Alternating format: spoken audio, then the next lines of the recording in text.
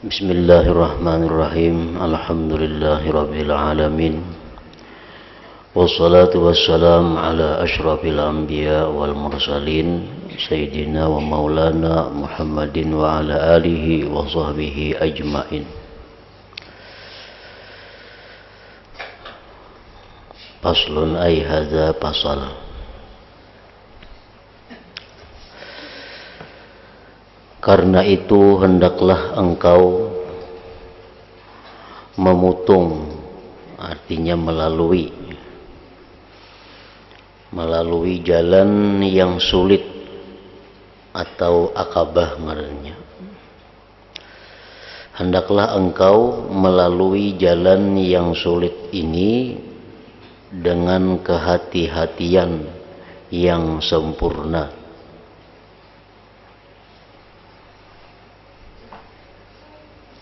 Menjaga diri dan menggunakan batas-batas pemeliharaan.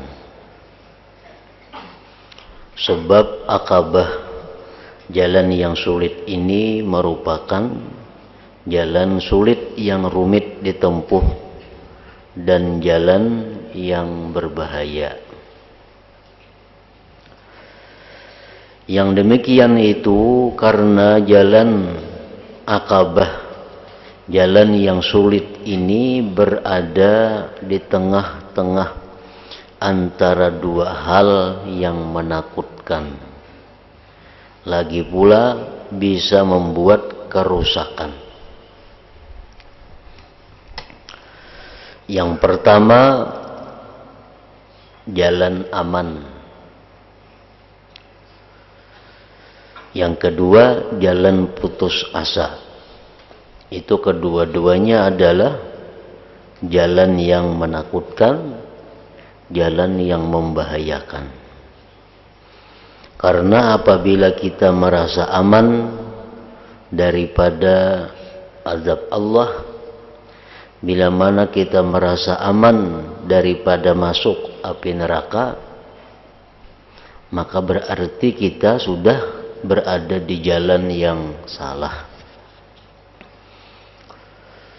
Kita merasa bahwa kita ini kayaknya 90% atau 70% mati ke surga. Nah, itu salah. Kita ini beranggapan bahwa kita ini kayaknya sudah 60% sudah ke surga mati. Bila beranggapan demikian, itu anggapan yang salah.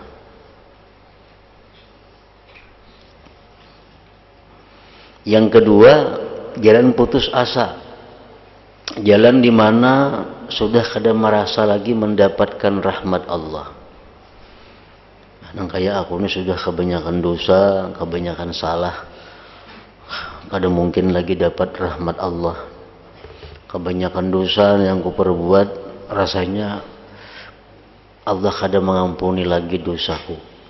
Nah, itu pun juga adalah jalan yang salah. Jalan Raja dan Khawf merupakan jalan lurus yang berada di tengah-tengah antara dua jalan bingkok tersebut. Jadi jika mengharap rahmat Allah engkau lebih banyak hingga tidak merasa takut sama sekali, maka engkau terjerumus ke jalan aman dari makrullah. Padahal dalam Al-Quran telah difirmankan wala ya'manu makrallah illal qaumul khasirun. Artinya tidak aman dari tipu daya Allah kecuali orang-orang yang merugi. Rasulullah sallallahu alaihi wasallam, manusia yang diciptakan Allah sebagai teladan contoh. Rasulullah itu sudah dijamin oleh Allah diampuni dosa. Liyaghfira lakallah ma taqaddama min dzambik wa ma ta'akhkhar. Itu Al-Quran sudah menjamin bahwa Rasulullah itu diampuni dosa. Allah sudah menjamin bahwa Rasulullah itu pasti ke surga mati. Itu jaminan dari Allah. Sahabat-sahabat lain macam Abu Bakar Siddiq, Umar bin Khattab, sampai kepada Abu Ubaidah, 10 sahabat itu dijamin oleh Rasulullah mereka penghuni surga. Tetapi mereka itu walaupun sudah dijamin masuk surga, yang menjamin ini Allah, yang menjamin ini Rasulullah. Lain pada 2 orang itu yang menjamin kada kau diingkuti. Yang berhak menjamin orang ke surga itu hanya 2, Allah dan Rasul. Kalau ada guru nang kayak apa aja harat gurunya, walaupun nang terabang ke langit kawa memadahkan ikam ni ahli surga. Bila kita percaya, kita sudah keluar daripada mazhab ahlu sunnah wal jamaah. Karena itu kada boleh seseorang menjamin orang lain masuk surga selain daripada Allah dan Rasul. Mbak, aku dijamin guru dah ke surga mati. Bila percaya itu pecahkan neraka tuh matinya. Lain Rasulullah yang menjamin, atau Allah Ta'ala yang menjamin. Nah, orang-orang yang dijamin Allah dan Rasul tadi, orang-orang yang dijamin Allah seperti Nabi kita, dijamin masuk surga sudah. Tetap Nabi kita itu takut kepada Allah. Tetap Nabi kita itu menjauhi apa yang dilarang oleh Allah. Kenapa Nabi takutan? Maka Allah sudah menjamin. Kada percayakan Nabi lawan Allah Ta'ala. Nah, Allah sudah menjamin Nabi itu ke surga. Tapi tetap Nabi kita takutan. Kenapa sebabnya takutan? Bukan kada percaya lawan Allah, bukan. Tetapi kalau Allah Ta'ala itu ada menyembunyikan syarat-syarat. Kalau Allah Ta'ala itu ada menyembunyikan syarat-syarat untuk mendapatkan surga itu yang kada disampaikan Tuhan kepada Rasulullah Sallallahu Alaihi Wasallam. Misalnya, biar Tuhan, Muhammad, engkau ahli surga. Tapi Tuhan kadang nyampaikan syaratnya, amun ikam ini, amun ikam ini, amun ikam ini. Nah, Tuhan kadang nyampaikan syaratnya. Nah, oleh karena itu Nabi kita selalu takut. Sidin kada hendak terperdaya dengan jaminan itu. Padahal yang menjamini Allah. Tetap takutan. Kenapa? Kalau Allah itu menyembunyikan ada syarat-syaratnya. Nah, apalagi sahabat-sahabat Nabi yang dijamin Nabi itu makin takutan lagi. Walaupun Nabi sudah menjamin ahli surga, tapi tetap takutan. Kalau kau apa? Sama aja juga. Kalau kau ada syarat-syarat nang mesti dipenuhi, nang kada disampaikan oleh Allah dan Rasul. Umpamanya, ikam kalau kada berduit, datang jawan aku, kan aku mau hutangi. Ikam mun kada berduit, datang hajian aku, kain aku mau hutangi. Pas ikam kada berduit, datang lawan aku. Ngapa aja aku datang ke sini ikam? Aku mah ulun mah anu janji pian semalam, janji pian bila kada berduit. Datang ke sini karena pian mau hutangi. Nah, ini ulun kada berduit.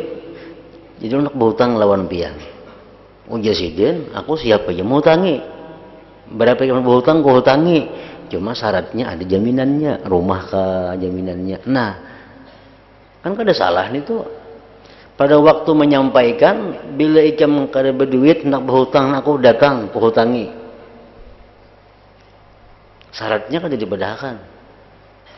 Pas kena kada berduit datang nak berhutang, pian mas malam madahi bila nak kada berduit berhutang. Kalau apa aku hutangi ikam, cuma ada jaminannya, apa perumahan kah ada. Kebun gak ada. Nah, itu bisa terjadi. Nah, sama halnya Allah menjamin Rasul ahli surga. Kayaknya di akhirat siapa tahu Allah tuh, tapi kan masuk surga syaratnya ini. Nah itu yang ditakutkan oleh Nabi kita. Jadi Nabi kita walaupun sudah dijamin oleh Allah ahli surga, tetap sering kada hendak terperdaya dengan jaminan itu, kada hendak tertipu dengan jaminan itu. Kayak obat juga.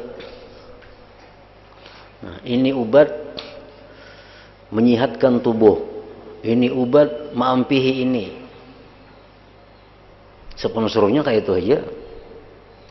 Ini obat baik diminum, sihat. Minum obat itu timbul garing.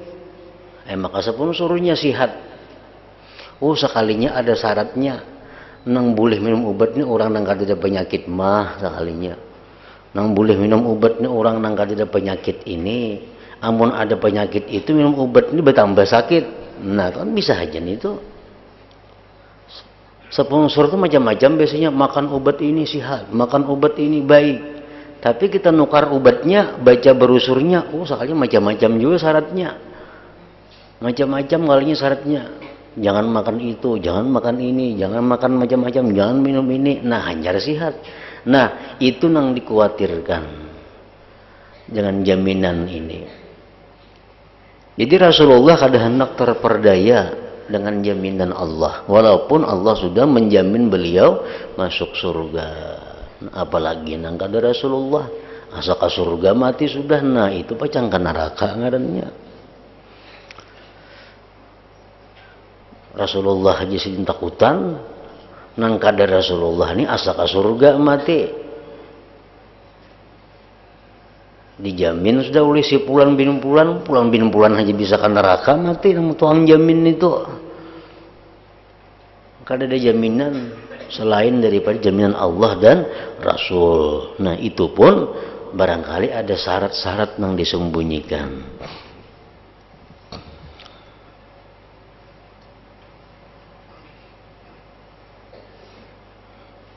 Kita baca i'tiqad ahlu sunnah wal jamaah. Apa i'tiqad ahlu sunnah wal jamaah? Yang ke-10 daripada i'tiqad ahlu sunnah wal jamaah itu, tidak ada seorang pun yang berhak menentukan seseorang itu ahli neraka atau ahli surga kecuali Allah dan Rasul.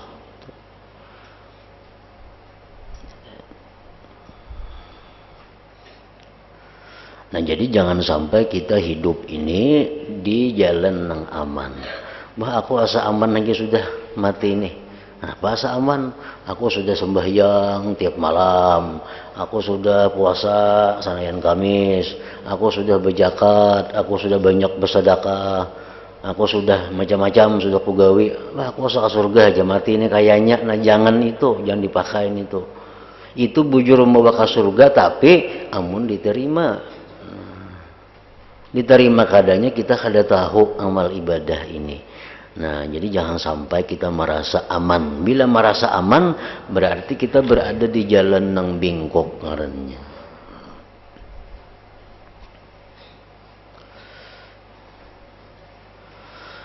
Sebaliknya kalau khauf lebih menguasai engkau,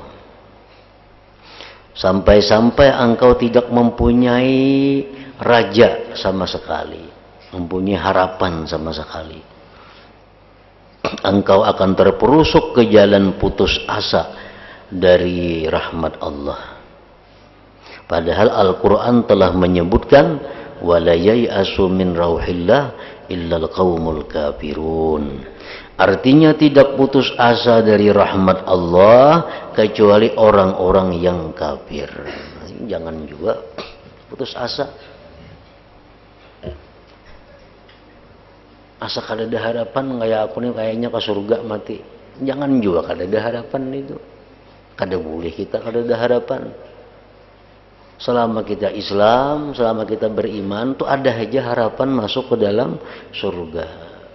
Jangan kada ada harapan. Nah, itu orang-orang kafir aja nang kada ada harapan itu.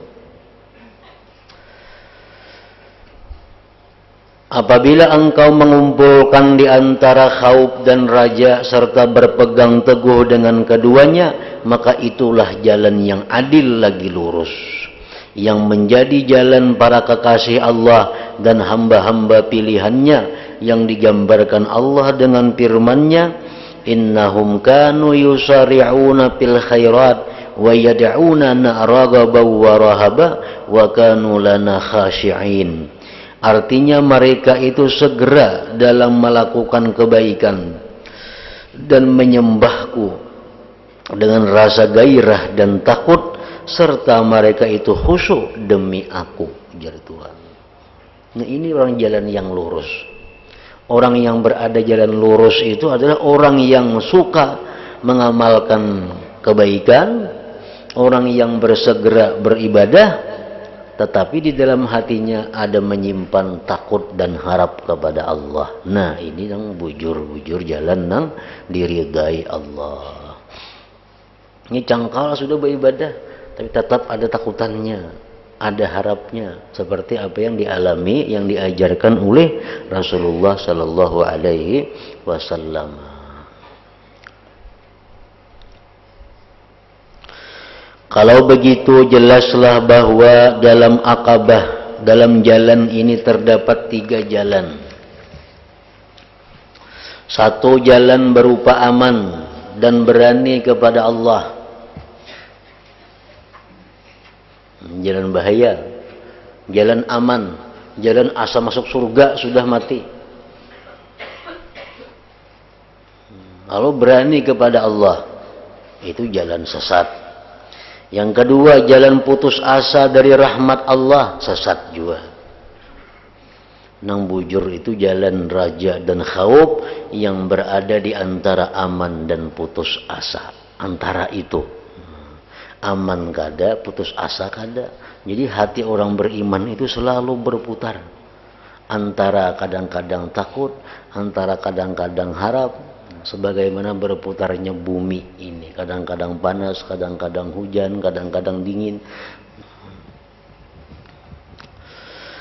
Jika engkau berbelok meninggalkan khauf dan raja selangkah saja ke kanan atau ke kiri, engkau pasti terjerumus ke dalam 2 perkara yang merusak diri engkau, dan engkau mengalami kerusakan bersama-sama orang yang mengalami kerusakan. Jadi kada kawa baret sebelah, mesti seimbang antara takutan lawan mengharap rahmat Allah. Kemudian yang perlu diketahui ialah 2 jalan yang menyimpang dan merusak itu lebih luas lapangannya, lebih banyak ajakannya, lebih mudah ditempuh daripada jalan adil yang lurus. Karena bila engkau melihat jalan aman, maka engkau melihat keluasan rahmat Allah, banyaknya anugerah Allah dan kemurahannya, sehingga engkau sama sekali tidak mempunyai rasa takut kepada Allah, dan akhirnya engkau mengandalkan rahmat Allah belaka. Engkau merasa aman, tidak mempunyai rasa takut. Ini orang yang hanya selalu menelaah, selalu tafakur tentang kemurahan Allah, tentang ampunan Allah. Nang dipandangnya ini cuma orang-orang nang dapat rahmat Allah. Nang dipandangnya hadis nang menyatakan bahwa ada orang yang membunuh 99 sampai 100. Orang ini membunuh manusia 100 sikung sudah membunuh. Lalu bertakun lawan tuan guru, kayak apa hendak tubat. Dia tuan guru, ikam hendak tubat, ikam jangan begana sini, ikam ke kampung sana, di sana orang baik-baik. Lalu berangkatlah inya. Di tengah jalan mati, matinya ke surga. Padahal membunuh 100 ikung manusia dibunuhnya. Cuma karena niatnya ini hendak bertubat, beluman lagi tubat, hanya hendak tubat. Hendak tubat. Sudah ke surga mati. Nah, hadis itu nang dimutalaahnya. Itu 100 ikung bunuh, aku ini saya ikung bunuh orang, berarti kada apa-apa. Hadis semacam itu nang dipegangnya.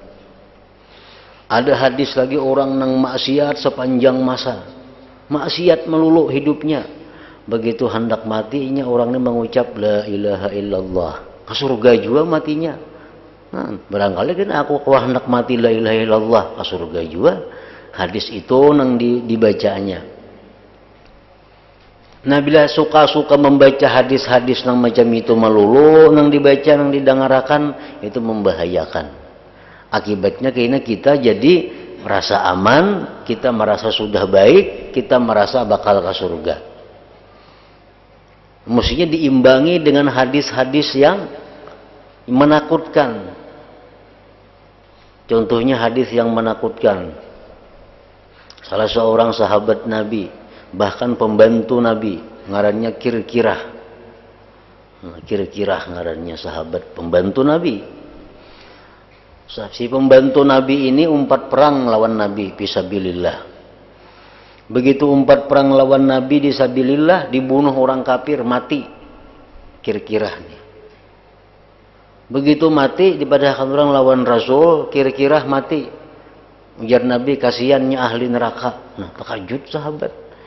Maka sahabat pembantu Nabi matinya mati berperang fisabilillah pulang. Padahal kan Nabi ahli neraka. Ini Nabi jenang berhak madahakan ini ahli surga, ini ahli. Yang lain pada Nabi kada kawa madahakan itu. Bila ada jangan percaya. Bila percaya kita keluar dari etikat yang benar. Nabi kawa madahakan ini ahli surga, ini ahli neraka. Yang lain pada Nabi kada sanggup, ada ilmunya itu.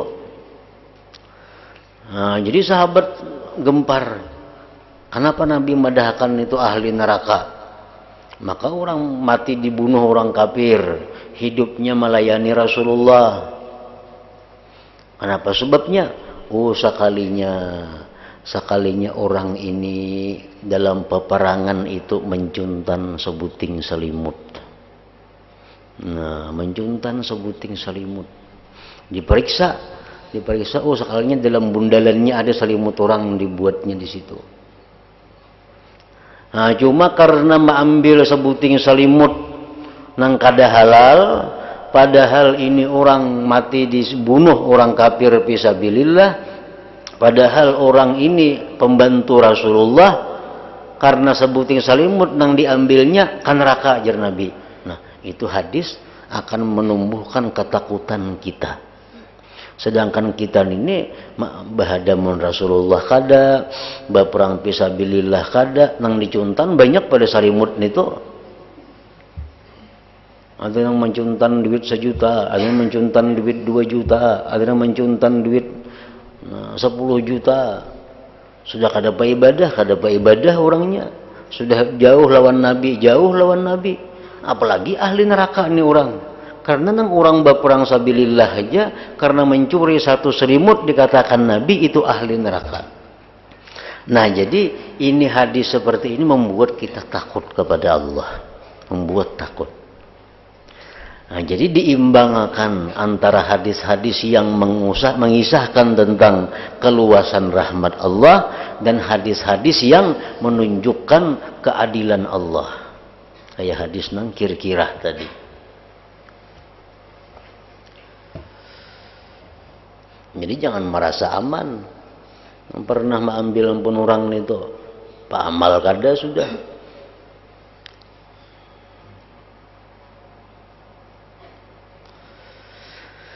Nah, kalau engkau, mana tadi harus memandang keluasan rahmat Allah.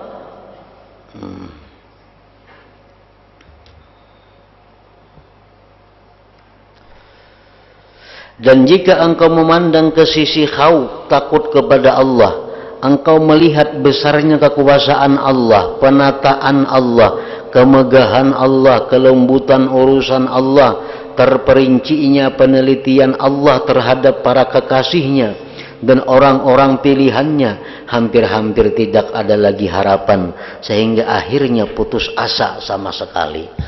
Nah, kalau kita nih ketujuh membaca atau mendengarkan hadis-hadis yang kayak Kirkirah tadi,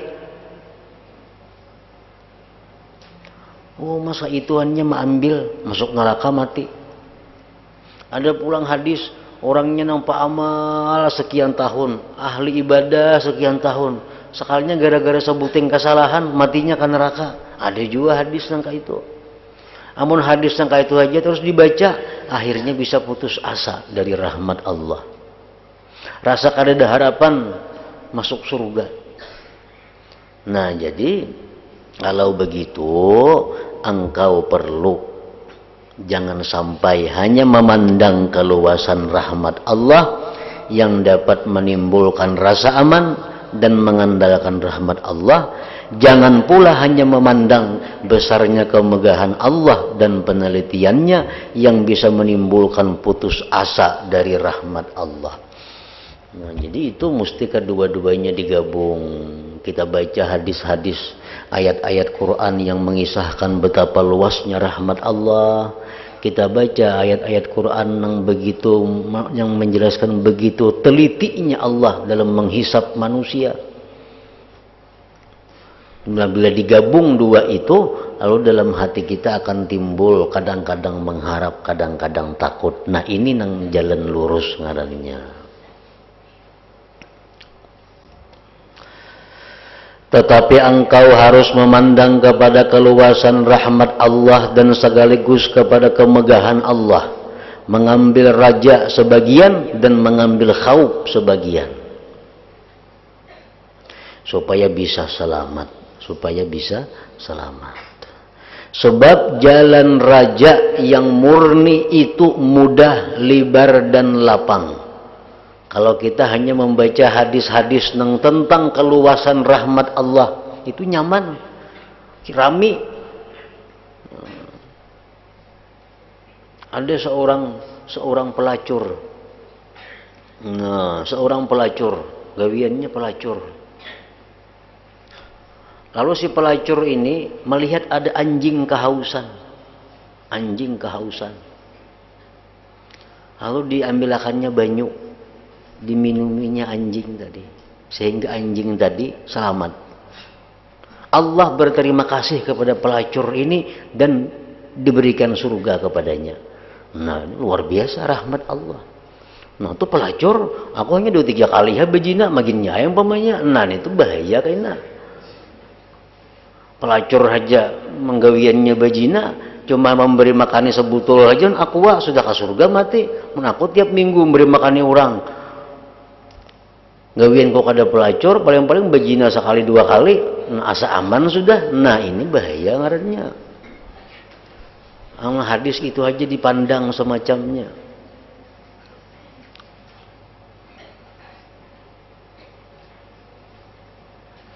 Nah, itu hadis perlu kita pandang supaya kita ingat, Allah Ta'ala itu sangat penyayang, Allah Ta'ala itu sangat pemurah.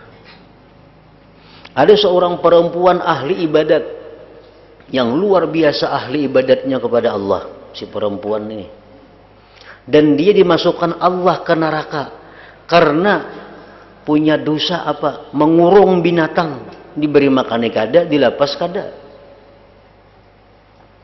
Ini kucing dikurung, diumpani kada, dilapas kada, matinya kelaparan. Padahal orangnya ini ahli ibadah, masuk neraka matinya. Nah, kalau kita baca itu hadis, kita akan takut kepada Allah. Berarti ibadah sekian tahun itu apa artinya dengan dosa sebuting bisa habis? Nah, jadi kita imbangkan hadis ini dibaca, didengar, hadis yang sebutin tadi didengar, supaya apa? Supaya dalam hati kita ini ada kadang-kadang takutan lawan Tuhan, kadang-kadang mengharap rahmat Allah. Nah, selamat kita bila itu.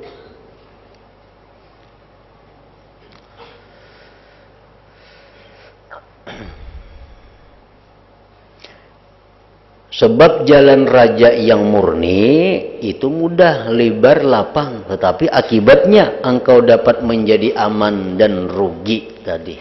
Akibatnya rugi. Itu si Ano tuh membunuh 100 hipungnya. Begitu hendak tubat, hanya hendak tubat mati. Nah, surga sudah. Aku hanya saya bunuh orang. Nah, bisakah itu pikirannya kayaknya? Amun sebuting hadis itu aja nang dipegangnya. bisa merasa aman kaina, rugi jadinya. Jalan khauf yang murni juga luas dan lapang, namun akibatnya bisa sesat. Orang ini takutan melulu, nang dibaca hadis-hadis nang seram-seram, dibaca hadis-hadis nang menakutkan, akhirnya yang memutuskan, bah aku ini pasti celaka sudah. Kok ampiha sembahyang ada terima Tuhannya sembahyangku.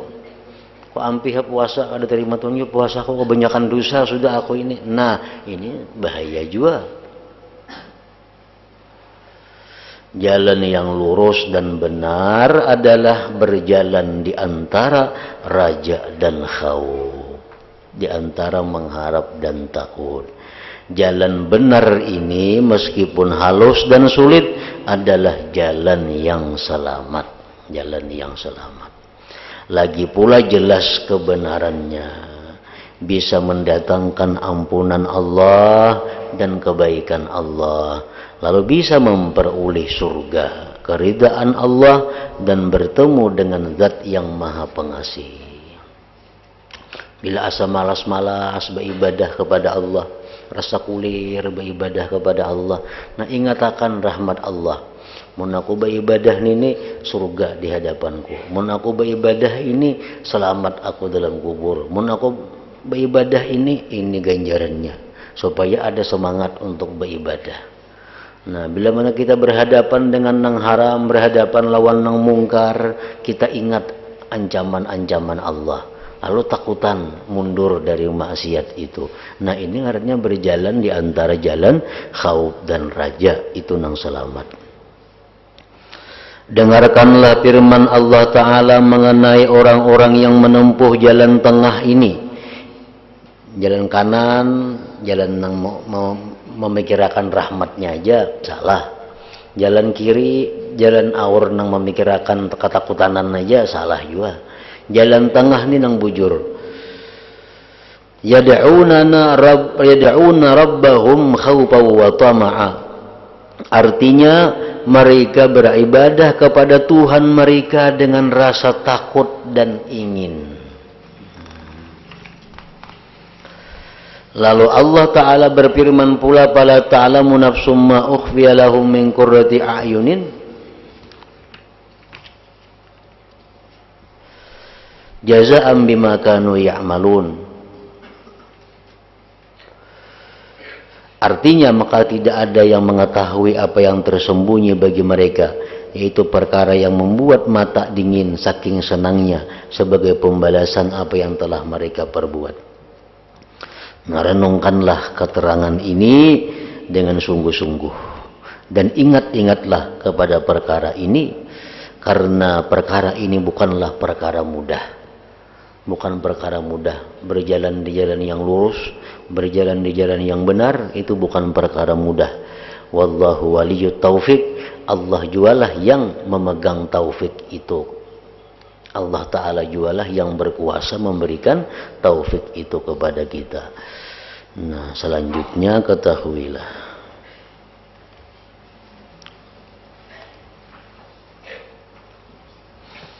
يا حضرة النبي صلى الله عليه وسلم الفاتحة. أعوذ بالله من الشيطان الرجيم. بسم الله الرحمن الرحيم. إياك نعبد وإياك نستعين اهدنا الصراط المستقيم صراط بسم الله الرحمن الرحيم. الحمد لله رب العالمين. اللهم صل وسلم على سيدنا محمد وآله وصحبه أجمعين. اللهم اغفر لنا ما أخطأنا وما تحملنا وما أسررنا وما أعلنا وما أسرفنا وما أنت أعلم به منا.